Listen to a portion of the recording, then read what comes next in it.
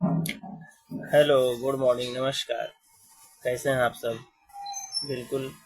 हम आशा करते हैं कि आप लोग बिल्कुल बढ़िया होंगे, स्वस्थ होंगे, मस्त होंगे, है ना? तो आज हम लोग चल रहे हैं क्लास 10th के लिए, है ना? 5 ऊर्जा का स्रोत, है ना? भौतिक विज्ञान का एक चैप्टर है ऊर्जा का स्रोत, जो कि एनसीईआरटी और बिहार स्कूल बोर्ड पीएसईबी पर आधारित है और बहुत इंपॉर्टेंट प्रश्न, इसमें बहुत सारा प्रश्न है। और ख़ास खबर की बात है कि इसमें जो हम लोग क्वेश्चन लेकर आए हैं वो सब आपका जो है प्रीवियस ईयर है ना? प्रीवियस ईयर या वीवीआई क्वेश्चन है कि जो कब कब पूछा गया है वो भी आपको देखने को मिलेगा। तो जल्दी से आप लोग वीडियो को शेयर कर दीजिए, सब्सक्राइब कर लीजिए, है ना? और जल्दी से हम लोग टारगेट करेंगे कि, है ना, 250-300 सब्सक्राइबर पर पहुंच जाए। और जो भी हमारे मित्र सब्सक्राइब नहीं किए हैं, जो भी हमारे बच्चे, जो भी हमारे दोस्त, भाई बंधु, सखा सखी, है ना, सब्सक्राइब नहीं किए हैं, कृपया करके सब्सक्राइब कर लीजिए। सब्सक्राइब करने में कोई पैसा नहीं है, फ्री ऑफ कॉस्ट है ना? कोई चार्ज नहीं लग रहा है। लेकिन आप सब्सक्राइब कर लेते हैं तो हमें एक मोटिवेशनल मिलता है, मोटिव मिलता है, और इस प्रकार के वीडियो लाने का हमें प्रेरणा मिलती है। तो चलिए शुरुआत करते हैं क्वेश्चन नंबर 1 से। देखिए, कहता है कि निम्नलिखित में से कौन बायोगैस ईंधन का स्रोत नहीं है? बहुत बढ़िया प्रश्न है। कौन बायोगैस ईंधन का स्रोत नहीं है? बायोगैस ईंधन का मतलब हो गया कि जो लकड़ी से बन रहा है। तो लकड़ी, गोबर गैस, नाभिकीय ऊर्जा और कोयला। तो देखिए, आपको नाभिकीय ऊर्जा दिख रहा है। देखिए, इसमें जो भी आपको दिख रहा है कि लकड़ी, गोबर गैस, कोयला, ये तीनों लकड़ी से बनता है ना? तो नहीं बनने वाला कौन है? गोबर गैस, सॉरी, नाभिकीय ऊर्जा। इसका राइट आंसर क्या हो जाएगा? ऑप्शन नंबर सी, नाभिकीय ऊर्जा। क्वेश्चन नंबर 2 देखिए, नाभिकीय ऊर्जा प्राप्त करने हेतु आवश्यक क्या है? देखिए, कितना सारा क्वेश्चन में पूछा गया है। आप इसको देखते चलिए कि कहाँ कहाँ पूछा गया है। देखिए, 2013 में पूछा गया है, 2016 में पूछा गया है। कहता है कि नाभिकीय ऊर्जा प्राप्त करने हेतु आवश्यक है क्या? से हम लोग को नाभिकीय ऊर्जा प्राप्त होती है? हीलियम, क्रोमियम, यूरेनियम या एल्युमिनियम, है ना? तो देखिए, इसका राइट आंसर क्या होगा? इसका राइट आंसर होगा ऑप्शन नंबर सी, यूरेनियम। हमको जल्दी से बताइए कि यूरेनियम का संकेत क्या होगा? ठीक है। क्वेश्चन नंबर 3, जीवाश्म ईंधन की ऊर्जा का वास्तविक स्रोत है। जीवाश्म ईंधन की ऊर्जा का वास्तविक स्रोत है नाभिकीय संलयन, चंद्रमा, सूर्य या इनमें से कोई नहीं।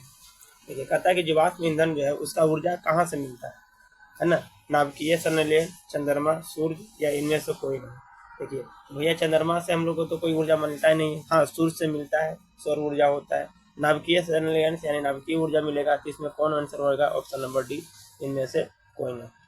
क्वेश्चन नंबर 4, सौर ऊर्जा को सीधे ही विद्युत ऊर्जा में परिवर्तित करने वाली युक्ति क्या कहलाती है? सौर ऊर्जा को विद्युत ऊर्जा में परिवर्तित करने वाली युक्ति क्या कहलाती है? सौर ऊष्मक, सौर कुकर, सौर सेल या इनमें से कोई नहीं। देखिए, सौर कुकर तो वो होता है कि जो सौर जो सूर्य प्रकाश है उससे खाना बनाता है।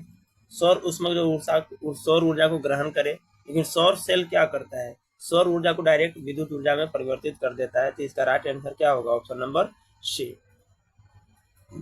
पवन चक्की में ऊर्जा का कौन सा रूप कार्य में हस्तांतरित होता है? यानी पवन चक्की में ऊर्जा का कौन सा रूप कार्य में हस्तांतरित होता है? स्थितिज ऊर्जा, गतिज ऊर्जा, जल ऊर्जा या सौर ऊर्जा? तो देखिए, पवन चक्की चल रहा है, तो चक्की चल रहा है तो क्या है? गतिज है कि स्थितिज है? बताइए। तो गतिज है, तो कौन सा ऊर्जा इसमें होना चाहिए? गतिज ऊर्जा। देखिए, इस प्रकार के प्रश्न जो है आप प्रेजेंट ऑफ माइंड पर भी लगा सकते हैं।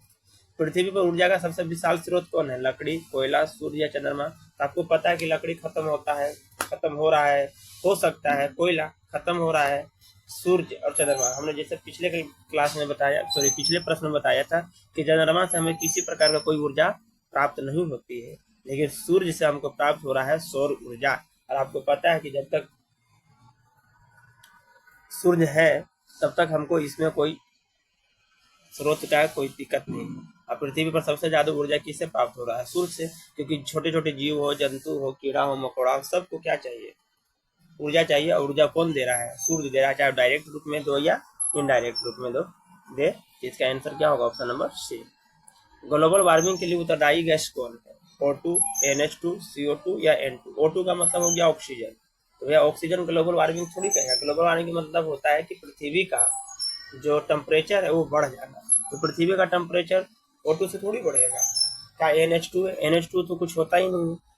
CO2 कार्बन डाइऑक्साइड या N2 नाइट्रोजन? तो भैया, नाइट्रोजन से तो दिक्कत नहीं है। सबसे ज्यादा किससे दिक्कत है?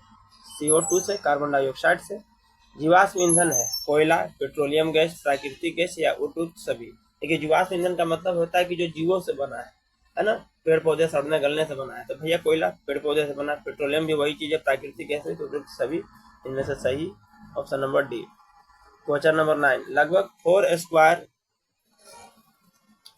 IM साइज का एक सौर सेल का विभवांतर कितना होता है? 0.4 से 0.5 वोल्ट, 4 से 5 वोल्ट, 1 से 3 वोल्ट या 3 से 4 वोल्ट। देखिए इस प्रकार के प्रश्न का आपको डायरेक्ट याद रखना पड़ेगा कि 0.4 से 0.5 वोल्ट।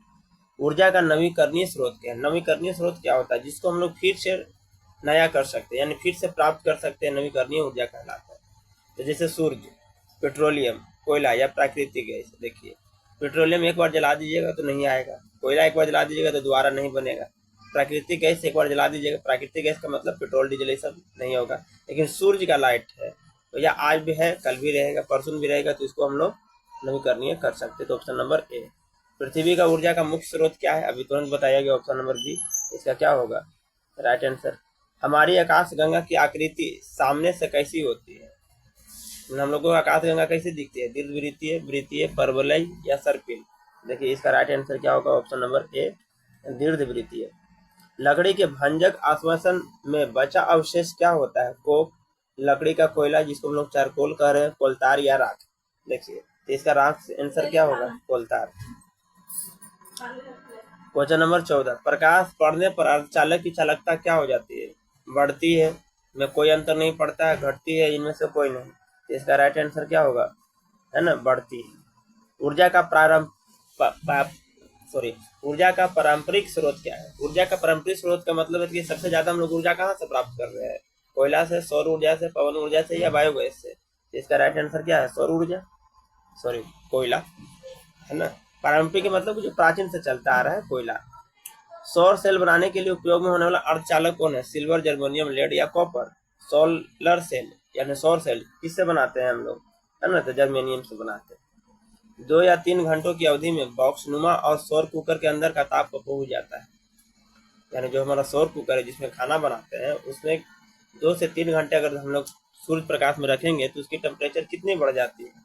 60 से 100, 100 से 140, 140 से 180, 180 से 220। ये सब याद रखने का इफेक्ट है। 100 से 140। देखिए गर्म जल प्राप्त करने के लिए हम सौर जल तापक का उपयोग किस दिन नहीं कर सकते हैं? धूप वाले दिन, बादलों वाले दिन, पवन या वायु वाले दिन या गर्म दिन। देखिए किस दिन नहीं कर सकते हैं सौर सेल का? धूप वाले दिन करेंगे, बिल्कुल करेंगे। बादलों वाले दिन करेंगे, सोच देख लेते हैं। पवन वाले दिन, वायु हवा चल रहा है उस दिन, या गर्म दिन। तो देखिए इसका क्या होगा? बादलों वाला दिन बादल छाए रहेगा तो धूप निकलेगा नहीं, धूप निकलेगा नहीं तो गर्म जल होगा नहीं। क्वेश्चन नंबर 19, सौर सेल के निर्माण के लिए उपयोग किए जाने वाला तत्व कौन है? सौर सेल के निर्माण अभी तुरंत आया है। कॉपर बायोगैस का, टंगस्टन का, सल्फर का या सिलिकॉन का। देखिए इसमें हम लोग किसका उपयोग करेंगे? सिलिकॉन का। एक ऊपर मिला था जर्मेनियम का। बायोगैस का मुख्य अवयव क्या है? CO2, CH4, H2 या H2S।